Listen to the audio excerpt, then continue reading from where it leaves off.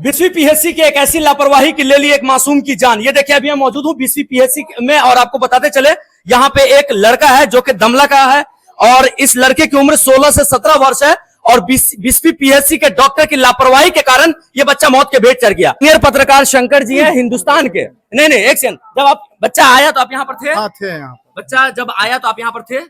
बच्चा जिंदा था? नहीं, उसको हम नहीं देखते। आप नहीं देखे? ऑक्सीजन वगैरह था हॉस्पिटल में? ऑक्सीजन की कमी थी ऑक्सीजन की। ऑक्सीजन नहीं था? नहीं था कि नहीं था? नहीं था। आज 1 बजे के आसपास ये बच्चा दमला गांव में नहाने के दौरान पानी में डूबता है और उसके बाद मुझे सूचना मिलती है, यहाँ के पीएचसी प्रभारी से संपर्क करते हैं, उनसे ये पूछते हैं कि क्या आपके पास ऑक्सीजन उपलब्ध है। प्रभारी का कहना होता है कि जी मेरे पास ऑक्सीजन उपलब्ध है।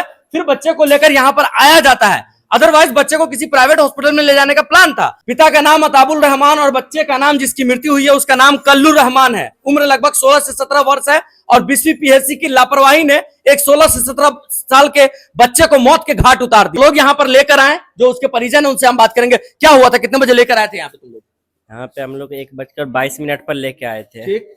बच्चा अजान के 2 मिनट के बाद पानी में कूदा और अंदर ही रह गया। 1 बजे के बाद मतलब? जी। ठीक। तो अब मुझे एक बच्चा आके बोला कि यहाँ पे सब भैया एक बच्चा डूब गया, तो मैं वहां से कूदा। तो 2 से 3 मिनट के बाद बच्चा को मैं निकाल के बाइक पे डाल के हम लोग 8 से 10 मिनट में बीसवीं पहुंच गए।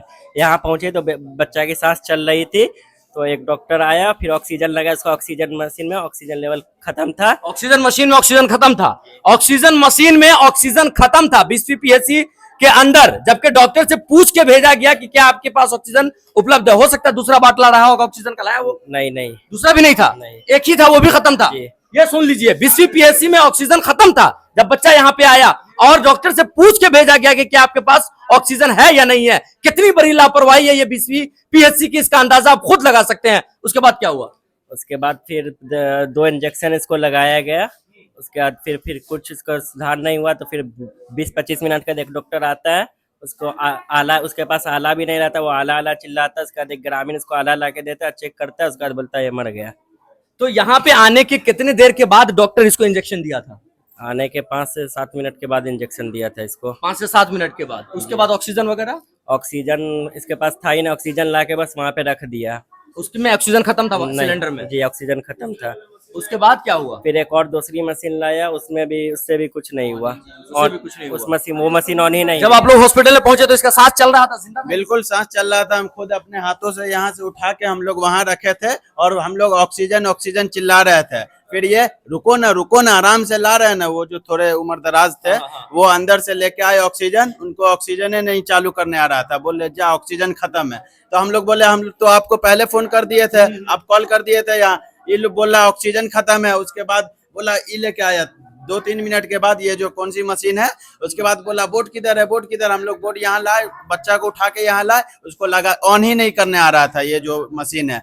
फिर यहाँ पे ड्यूटी में डॉक्टर था, वो डॉक्टर जो स्क्रीन पे आप देख सकते हैं, स्क्रीन पे इस डॉक्टर को देख रहे हैं, यही डॉक्टर ड्यूटी पे थे और ये भी ओपीडी में थे। यहाँ पर काफी देर के बाद 5-7-10 मिनट के बाद डॉक्टर आए।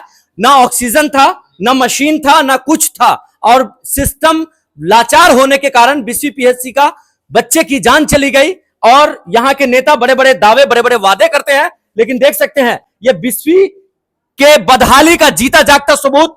16 साल का ये बच्चा पानी में डूबता है, बीसवीं पीएचसी पहुंचता है, ऑक्सीजन नहीं मिलता है, बाटला में ऑक्सीजन खत्म होता है, जबकि यहाँ के पीएचसी प्रभारी से पूछकर इस बच्चे को हॉस्पिटल भेजा गया था। कौन है इसका जिम्मेदार?